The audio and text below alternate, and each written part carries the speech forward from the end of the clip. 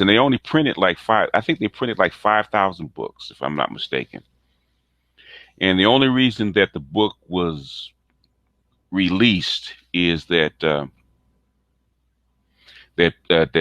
people that conspiracy theorists, right wing conspiracy theorists, basically stole them from libraries and had them photocopied and had plates made from the photocopies, and they reissued the book in the I think it was in the 70s.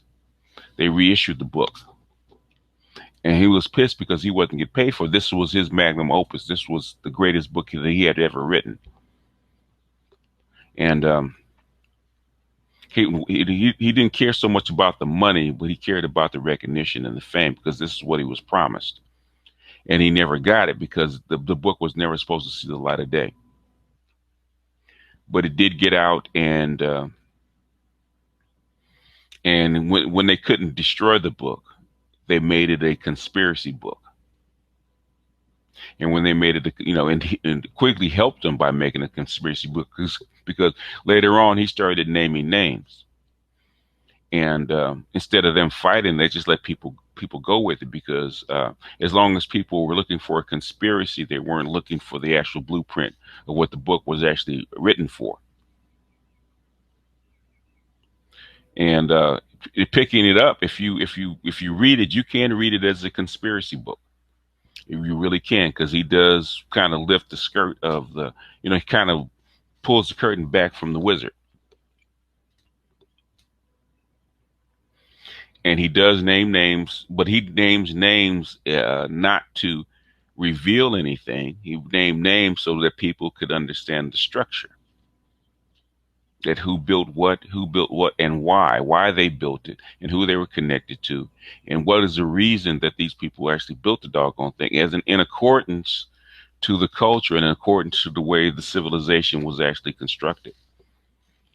And basically, quickly, I'd say the names are basically unimportant. Now, you could look up the names as to get a better background and understanding about why people and that particular group of people did certain things.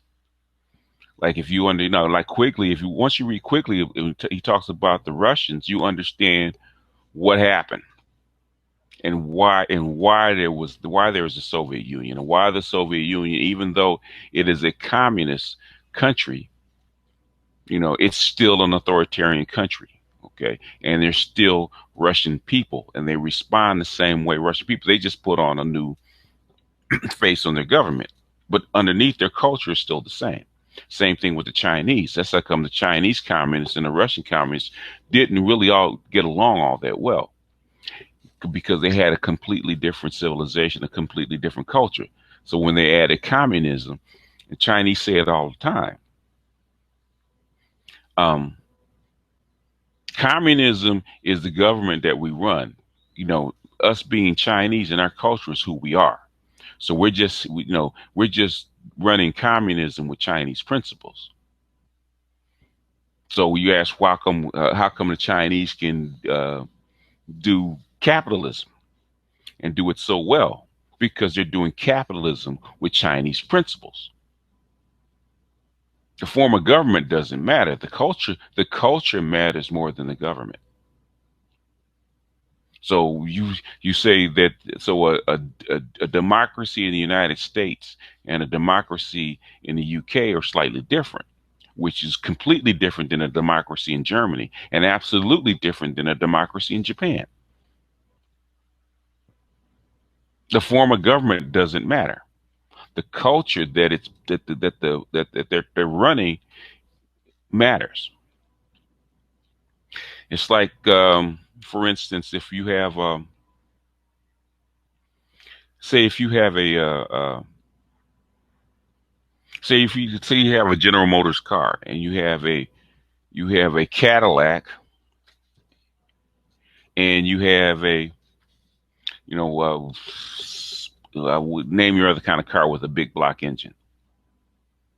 Okay, the culture of the car is in the engine and the drivetrain, how it's going to run, what the engine's going to sound like, blah blah blah. But the thing is, on top of that Cadillac, There's all the other features, but at the base, you could take the chassis off of the Cadillac chassis off, and put another GM uh, uh, body on it.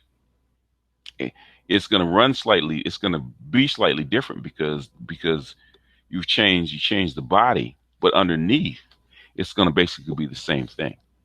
Because all you did was change the body. When you change, when you change the form of government, you change slightly the face of how things are run, but basically underneath the engine underneath is the same. So that's where people fall down at. Okay, culture means your government is built on culture. Your culture is not built on the government. We should know that with the difference between, say, the dominant culture, which is white, the United States, and the subculture, which is black. Even though we're in a democracy, we got the same laws, got the same, we have the same products and whatnot. We're slightly different because our culture is slightly different. So the effects are going to be different when you apply something to it. Okay, it's like when you apply welfare in the white community is different than it is in the black community. You're going to have different effects because the culture is different enough to where you're going to have opposite effects. Uh, keep this up. If nobody, if nobody's interested, nobody joins. I'm gonna basically finish this up. Um, like I said, this tragedy and hope is a master class. Now, this is a master class. Um, in this book, this is a master class in geopolitics. I can tell you that. There's, this is which is the reason that my circle encouraged me to actually the do a web series on it because because it is a master class, and if you understand this, you understand quickly, you understand tragedy, hope, you get a eye-opening experience of how the world actually works. You will if you understand the book, you will understand how the world works because the whole world is Western civilization now. If you understand this book, you understand quickly, you understand civilization and rotation, you automatically understand how come you had to have a Gulf War. You have this stuff going on in Syria. You have the stuff that went on in Iraq and Afghanistan. You understand what the clash actually was, and you understand just like 9/11. 9/11. The reason for 9/11 was 6 years earlier. The reason for 9/11 was 6 years. Well, actually, the reason for 9/11 goes all the way back to the Vietnam War, which is suppression of China. And once China was let in, the reason for 9/11 was two things: one, the fall of the Soviet Union, and two, the the the resurrection of Russia with Chinese money. And once you understand those, if you understand quickly, those two things equals 9/11 and the Gulf War and the suppression of China again.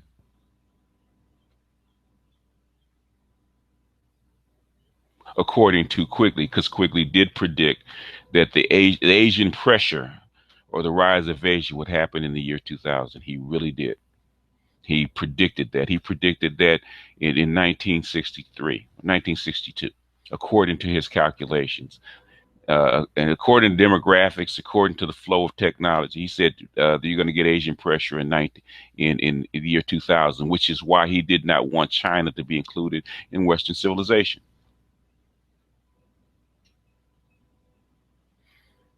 If you wanted the United States to be what it was and be the power that it was, including China into Western civilization as a favorite nation was the absolute worst thing he could do, and that's why he said in his speech that he wrote Tragedy and Hope to preserve white Western civilization.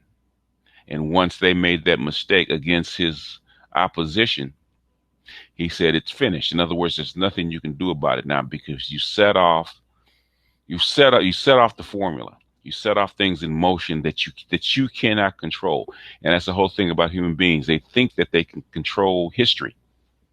They think that they can control the flow of the natural order of things,